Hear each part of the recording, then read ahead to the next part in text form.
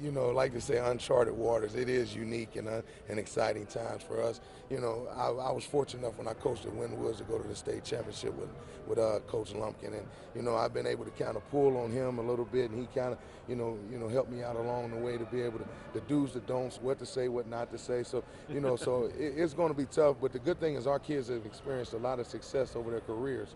So the state championship is really, really special. I know one of our kids, matter of fact, Adolphus said, he said, I won plenty of AAU championships. I never won a state championship. And coach, that's more important. So, their hearts and their minds are in the right spot. And, this is good for the school. It's something good.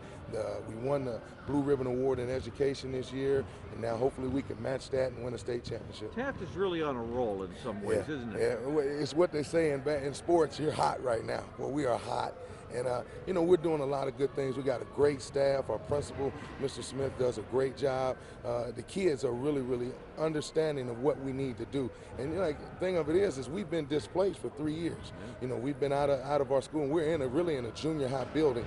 We got teachers that teaching out of their boxes that they moved in 3 years ago because we don't have the storage space. But we've been able to kind of bridge the gap, get our kids over the hump. And then, basketball-wise, we hadn't had a home game in 3 years. Withrow, I couldn't even imagine what they went through for all those years.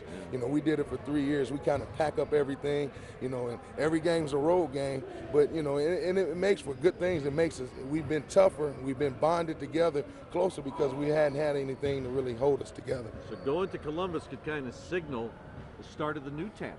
And exactly right. I know a lot of people have often talked our first things that we needed to do when we get back is hang the banner. And coming into that new building, I couldn't think of a better thing to christen that new building with than a state championship banner.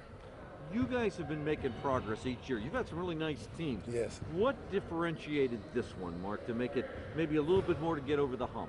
This team, the cohesion that we had with this group has been different than any other group that we've had.